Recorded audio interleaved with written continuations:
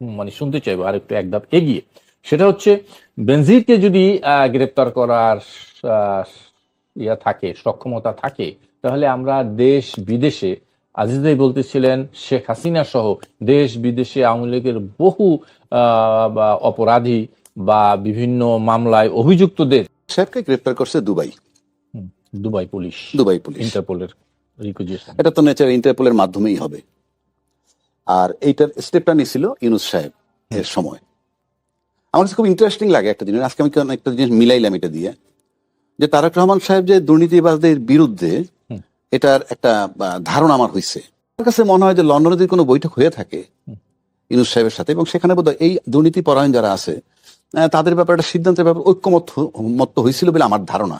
কেন বলি, মানে আজকে জামাতও যদি ক্ষমতায় আসতো, আমি বলছি না, জামাতও যদি ক্ষমতায় আসতো, এই জিনিসগুলো অব্যাহত থাকতো। আর তারেক রহমান সাহেবদের মানে বিএনপির ক্ষমতা আসাটা ছিল খুব যৌক্তিক, মানে তাদের যে প্রভাব। সবচেয়ে ইন্টারেস্টিং ব্যাপার, এখানে শুধু ইউএস স্যাংশন ছিল কিন্তু এই ইউনূসের বিরুদ্ধে, বেনজির সাহেবের বিরুদ্ধে। সেখানে বোঝা যায় যে তারেক রহমান সাহেবের লন্ডনে খলিলকে যেভাবে রিসিভ করছিল, খলিল সাহেব যেভাবে রিসিভ করছিল, তার ধারাবাহিকতায় দেশে এসে নির্বাচন এবং খলিল সাহেবকে পররাষ্ট্রমন্ত্রী বানানো, এবং তারপরে আপনি যত কথাই বলেন যে পররাষ্ট্রমন্ত্রী খলিল সাহেব, তারেক রহমান সাহেব এবং ইউনূস সাহেব একটা লিঙ্ক আছে, এতে কোনো সন্দেহ নাই, কারণ এ তো ওই হাউজেরই ছিল। সেই হিসাবে বোঝা যায় যে ইউনূস সাহেব যেটা ত্বরান্বিত মানে শুরু করে দিয়ে গেছিল, আর সেটার ক্ষেত্রে আপনি মাথায় রাখতে হবে ইউএস স্যাংশন খাওয়ার পর সে যে রাজত্বটা করছে, সেটা ন্যাচারালি ইউএস তার উপরে খ্যাপা আছে। এবং যদি আপনি কোথায় দুবাই মানে আমেরিকান ইনফ্লুয়েন্স আছে, ইউনূস ইনফ্লুয়েন্স আছে, এবং তারেক রহমান সাহেবের পছন্দটাকে আমি গুরুত্ব দেই, এই পছন্দটাকে আমি গুরুত্ব দেই যে তাকে চুজ করে রাখছে। এক, পুলিশকে কৃতিত্ব দিতে চাই বাংলাদেশের, কারণ তারা তো আফটার মনিটর করছে, এটাকে তো মনিটরিং এর মধ্যে রাখছে। আর এই মনিটরিং এর মধ্যে রাখছে কেন, সেটা হইল সরকারের প্রধানের যে অ্যাটিটিউড, তার উপরে তারা রাখতে বাধ্য হয়েছে। দ্বিতীয় ধাপ, ভাই একটা কথা বলছেন হাসিনাকে আনি না কেন, আমারও কথা ছিল। আচ্ছা আমি বলতেছি, এই যে সাহেব আমরা যদিও দেখি বেনজির রাজত্ব করছে, কিন্তু সরকার প্রধানের সাথে কিন্তু ওই আর্মি চিফ বলেন, বেনজির সাহেব বলেন, দূরত্ব কিন্তু বিশাল। কাছে ডাইকে নিলে মনে হয় ক্লোজ, কিন্তু ডিস্টেন্সটা অনেক বেশি। তা সেক্ষেত্রে বেনজির সাহেবকে আনা আর হাসিনা আনা অনেক পার্থক্য আছে। বাকি অপরাধী হবে যদি ইউনূস সাহেব কোঅপারেট করে। এখন নাই, না থাকলেও ভাই ইউনূস সাহেব আপনি আমি এনে বিষয়ে যতই গালি দেই না কেন, সে সারা পৃথিবীতে লবিস্ট নাম্বার 1। পৃথিবীর বহু লোক তাকে ব্যবহার করে, বড় বড় দেশও তাকে ব্যবহার করে, যে ওই দেশের সরকার প্রধানের সাথে আমার একটা নেগোসিয়েট করে দাও। সাহেব আছে, কথাটা আপনার মাথায় রাখতে হবে। এবং 13 জনের বৈঠক আমার কাছে গুরুত্বপূর্ণ। সেক্ষেত্রে মনে করেন স্বরাষ্ট্রমন্ত্রীর অবদান আছে, পুলিশকে দিয়ে মনিটর করাইছে। এখন আসেন বড় সরকার প্রধান নিয়ে যে কথাটা বলি, বাংলাদেশের যে রাজনীতি, তাতে সরকার প্রধান এবং আমলারা যৌথভাবে করাপশন করে। কথাটা try to understand my point. আপনি যদি বাংলাদেশ ব্যাংকের গভর্নর যদি আপনার গ্রিপে না থাকে, আপনি ব্যাংক তছরূপ করতে পারবেন না, এরকম।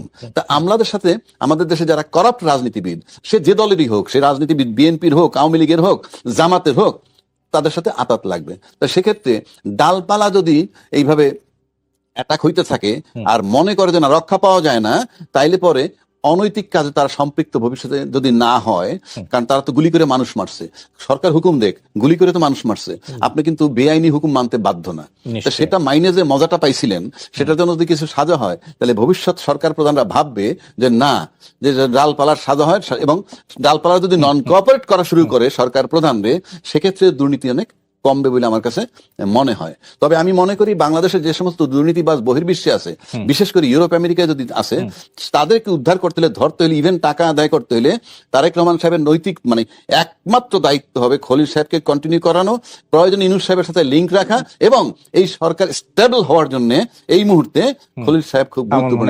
একদম। আজিজ ভাই, আপনার কাছে একটু এইটার সূত্র ধরে আর একটু জানতে চাই যে একটা কথা গত কিছুদিন যাবতীয় চাওয়ার আছে যে শেখ হাসিনা ফিরতেছে, আওয়ামী লীগের নেতারাও ফেসবুক, ইউটিউব বিভিন্ন জায়গায় বলতেছে, সাক্ষাৎকার, পডকাস্ট, সাক্ষাৎকার বিভিন্ন ভাবে।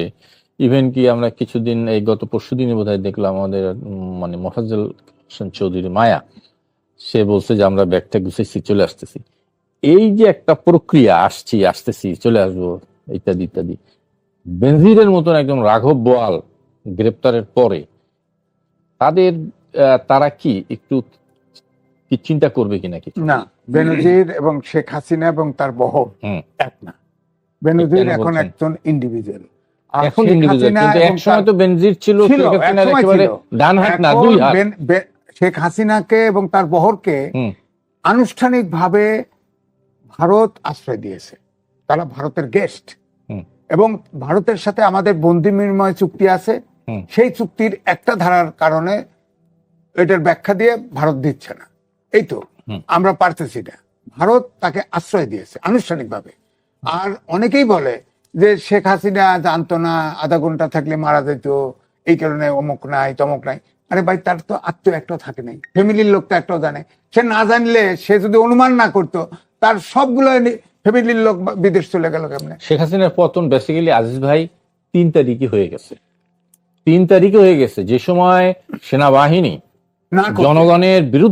জনগণের বিরুদ্ধে দাঁড়ানোর মানে অস্বীকার করতে অস্বীকার। অবস্থান নিয়েছে, সেই সময় বেসিক্যালি ওইটাই। শেখ হাসিনার ওই সময় তার সব ফ্যামিলি সুতরাং ওই গল্প করে লাভ নাই যে শেখ হাসিনা যাইতে হেডিং এ লাগাইছে, ফাঁসির মঞ্চ রেডি করো, হুম। জেলখানা রেডি করো, হুম। আমি ডিসেম্বরে আসতেছি। এগুলো বাহুল্য কথা। ওখানে সৌমিত্র ভৌমিক, সবচেয়ে সিনিয়র মোস্ট সাংবাদিক, সে অনলাইনে একটা সাক্ষাৎকার নিছে। সেটা আমার 3টে সাক্ষাৎকার, 3টেই ধরা আছে এখানে। হুম। সে এইটা ছিল প্রকৃত। সে বলছে যে আমি তো সময় হলে আসবো। শেখ হাসিনা বলতে আমি সময় হলে আসবো। আর আপনি যে কথা বলতেছেন, যত আওয়াজ বাড়েন, হুম। এখন শেখ হাসিনা আসার ঘোষণা দিক বা আসুক, হুম। সাথে সাথে অভ্যুত্থানের শক্তি সব এক হয়ে যাবে, এক হয়ে যাবে। তার জন্য আসার মতো পরিস্থিতি নাই। তবে এখন কিন্তু যে ইউনূস সরকার যে অধ্যাদেশ জারি করে গেছিল, সেটা তো আপনার আইন হয়ে গেছে, কার্যক্রম নিষিদ্ধ আছে, তাই না? এখন আপনার যে এই যে ধরেন আওয়ামী লীগের সমর্থকের মাঝখানে জানাজা গিয়েও কয় জয় বাংলা, তখন খাপ করে ধরে ফেলে। বেকুব না? তুই জানাজা গেছিস, দোয়া কর, জয় বাংলা কসকা। যেমন বলার মানে সময় নেই, তো পাচ্ছে না কোথাও, ওই জন্য ওখানে বলে। আমার কথা হলে আক্কল থাকতে হবে তো, না, আক্কেল ঠিকই তুই আছে। জয় বাংলা তো অন্য কেউ কবে না। এই যে 3 জন বসে আছে, 3 জন কেউ কব জয় বাংলা কব, মানে তুই আওয়ামী লীগ হিসেবে আইডেন্টিফাই। তার অ্যাক্টিভিটিসটা বোঝানোর জন্য তো বলছে। আমার মনে হয় এই প্রসঙ্গে রাজ্জাকি ভাই যদি আপনার কোনো কথা না। আমাদের কতজন জানি কাতার না ইয়েতে জেলখানায় গেছিল, আমি জানি না কোন জেলখানায় ইয়ে হয়েছিল, মিছিল টিছিল করছিল, সেই কারণে তাদেরকে গ্রেপ্তার করছিল। হ্যাঁ, কাতারে সেটা কাতার। আপনি জিনিসটা বোঝার চেষ্টা করেন। ইউনূস সাহেবের এক টেলিফোনে তাদেরকে রিলিজ করা হয়েছে। এক টেলিফোনে না, উনি রিলিজ করছেন 50টা টেলিফোন করুক, একটা না 50টা। জি ক্লিয়ার। কাতারে তো মিছিল করা নিষিদ্ধ। না না, কথা আমার তাও কথা তো বার করে দেয়। কথা সেটা না, কথা হইলো তারপরে যখন এই বার্তা আমার দেশে আসছিল, তখন বলছিল দেশের নিয়ম যদি না মানে তাহলে তেমন হবেই। কিন্তু প্রশ্ন হচ্ছে রিলেশনশিপ কি করে, সেটা হলো বিষয়। রিলেশনশিপের জন্য অনেক কিছু শিথিল হয়। প্রধানমন্ত্রীর সাথে যদি আমার ভালো সম্পর্ক থাকে এই দেশের, তারেক রহমান সাহেবের সাথে, আমার জন্য অনেক কিছু শিথিল হবে।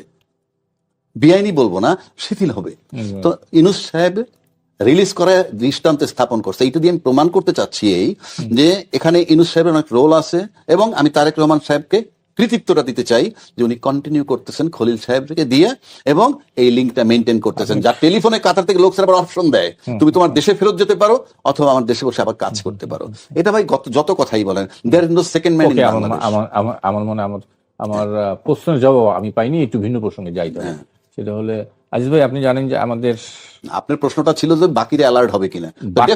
বাকিদের বিষয়ে কোনো বার্তা যাচ্ছে কিনা, ভয় ভীতি।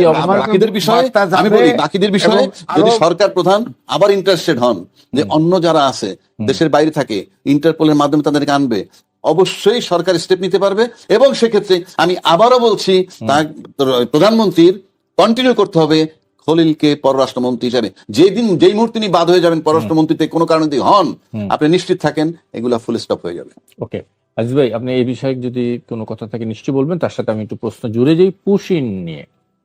গত বেশ কিছুদিন যাবৎ পুশিনের ঘটনা কমছে তো নাই, বরং যেভাবে পারে যে ছলে বলে কৌশলে তাদেরকে আমাদের দেশে ঠেলে দেওয়ার একটা চেষ্টা আছে। শুনতে চাই একটু, এর সাথে আরো অন্যান্য বিষয় আছে যদি বলেন। দেখেন, রাজ্জাকি ভাই যে খলিল সম্পর্কে যতগুলো ইয়ে করলো, প্রশংসা করলো, কোন দিকে গুল্লি মারে এটা তো বুঝি না।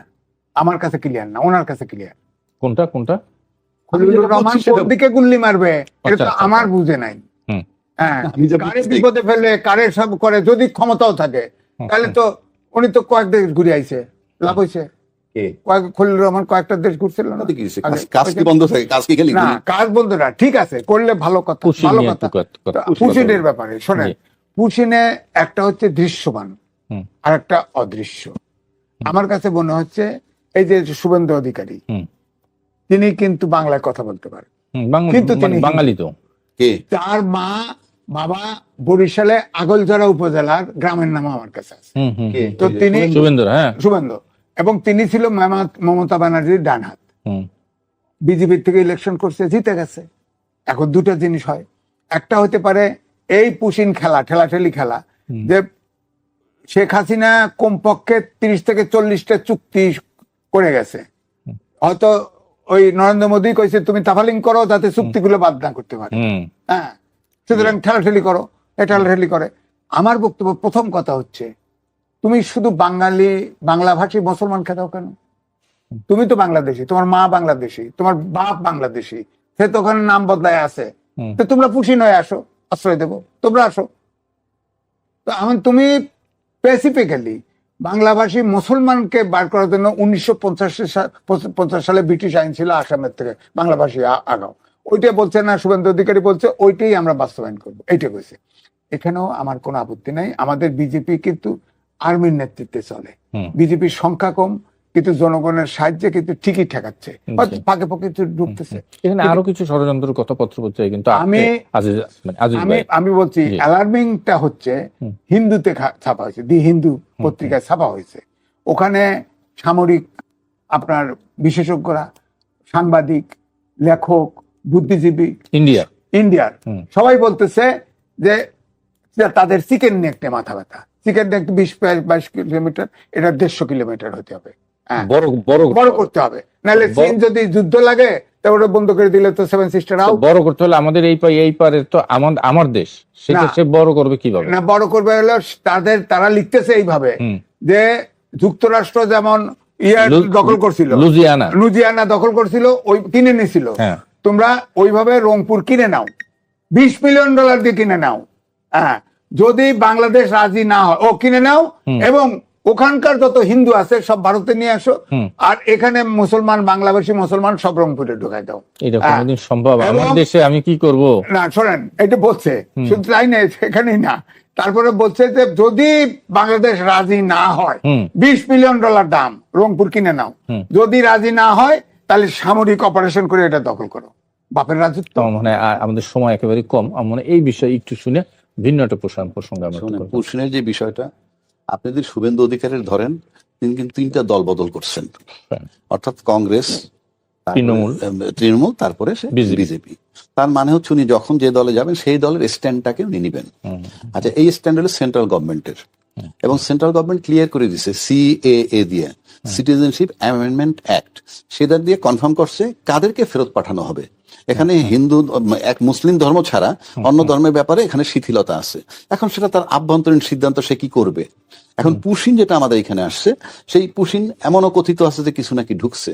How far it is true আমি জানি না, আমাদের পত্রিকা তেমন কোনো রিপোর্ট করে নাই যে কাউকে ঢুকানো হয়েছে। এখন মনে করেন এই স্ট্যান্ডটা যতদিন তারা ক্ষমতায় আছে এটা থাকবে, এবং অ্যাটলিস্ট আগামী লোকসভা নির্বাচন যেটা আছে সেটা পর্যন্ত থাকবে। পাশাপাশি ওনারা এসে এখন মানে কি এই একটা অরাজক অবস্থা, দিনের পর দিন করবে, এত বড় একটা অন্যায় করে দেবে? না, পুশিন তো হয় নাই। আপনি কি পত্রিকা লিখছেন যে পুশিন ভিতরে ঢুকছে কিছু? ভাই, আপনি তো চেষ্টা করছেন, ঢুকছে তো কিছু, আপনি কিছু তো ঢুকছেই, কিছু ঠেকায় রাখছে, আমার কথা শেষ করতে, আপনি কি কোনো নিউজ করছেন? আরে আমার কথা তো, আমাকে তো ভাই নিউজের উপর ডিপেন্ড করতে হবে। আমি তো কোনো পত্রিকার নিউজ পাইনি রে ভাই, আমি বলতেছি ঢুকাইছে। হ্যাঁ, মনে করেন আমি ঢুকাইছি, আমি ধরে নিলাম। যদি ঢুকাইনো ধরে নেয়, নিউজটা কে করবে? বাংলাদেশ সরকার আমাদেরকে অবগত করবে না? যেমন ধরেন সব নিউজ কি সরকার অবগত করে? নিউজ না হলে তাহলে কি আমার দেশের সরকারের ব্যর্থতা? আমি বলি, এই যে নতুন যিনি হাইকমিশন আসলেন, দীনেশ ত্রিবেদী, দেখেন উনি আইসা অনেকগুলা কথা বলছে।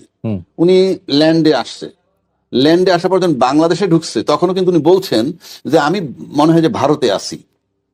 এক, দ্বিতীয় কথা উনি বলছেন যে 140 কোটি লোকের যে গণতন্ত্র, বাংলাদেশ এখানকার যে 20 কোটি, এই 160 কোটি লোকের যদি একটা গণতন্ত্র হয়, শক্তিশালী গণতন্ত্র, আমরা বিশ্বের দরবারে একটা শক্তিশালী হব। এখন এটা তাদের ডিজায়ার, এটা তারা চায়, করতে চায়। এটা আপনি আমার যদি ব্যক্তিগতভাবে বলেন, আমি তো একটা সমর্থন করারও কেউ না, রিজেক্ট করার কেউ না। না, কিন্তু সরকারের শেষ করতে দেন। জি। কিন্তু ওনারা যেন মনের ভাবটা পরিষ্কার করছেন, যেটা চান ওনরা, সেইটা যে পরিষ্কার করছেন, এইটা আমি 55 বছরে প্রথম দেখলাম। তো এই যে ক্লিয়ার করছেন, সেটার জন্য আমি তাদের প্রশংসা করতে চাই, যে এতদিন তো আমরা ছিলাম ধোঁয়াশা, কিন্তু উনি একটা জিনিস পরিষ্কার করে দিলেন, যার অর্থ অনেকটা দাঁড়ায়, আমি ওই অখণ্ড ভারত বলবো না, বাট এর অর্থ যা দাঁড়ায় আপনি আমি যা বুঝি, যেই কথার কারণে আপনি খেপছেন, তার মানে অর্থ উনি যেটা করতে চেয়েছেন সেটা আপনি বুঝছেন, এবং সেই অর্থটা হয়তো আপনার বিরুদ্ধে যায়। এখন প্রশ্ন হচ্ছে, এটা তার ডিজায়ার। অ্যাকর্ডিংলি আমার দেশের যে সরকার, তারও একইভাবে, এটা কিন্তু ভারত সরকার বলছে, কারণ হাই কমিশনার বলা আর মোদি প্রধানমন্ত্রী বলা কোনো পার্থক্য নাই। এর বরাবর আমার সরকারের স্টেটমেন্ট আমি চাই। ওনরা যেভাবে দিছে একইভাবে সরকারের স্টেটমেন্ট। আপনি এখানে বসে আমরা টক শো করবো আর আলাপ করবো। সরকার ডাইরেক্ট স্টেটমেন্ট না দিলেও আপনি ইনডাইরেক্ট দেন। তথ্যমন্ত্রী এই নিয়ে কথা বলেছেন। আমার মনে হয় একটু ভিন্ন প্রশ্ন। আচ্ছা, আপনি শেষ। আমি এখন শেষ করে দিচ্ছি। এখন প্রশ্ন, তার ডিজায়ারটা তো আমার হাত নাই। আমরা যেমন এখানে বসে বলি পাকিস্তান, টার্কি, বাংলাদেশ নিয়ে একটা শক্তি বলয় তৈরি করব, একইভাবে উনি এসে যদি কয় বাংলাদেশ আর ভারত নিয়ে বলয় তৈরি করব, এটাতে খুব দোষের কিছু তা না। কিন্তু ওনার বক্তব্যের ভিতরে যদি আমরা কোনো দুরভিসন্ধি পাই, government should take necessary steps in this regard. Okay, Aziz ভাই 30 সেকেন্ডে একটু বলবেন সংক্ষেপে। আমি এর সাথে আরেকটু দিতে চাই। 8 দিন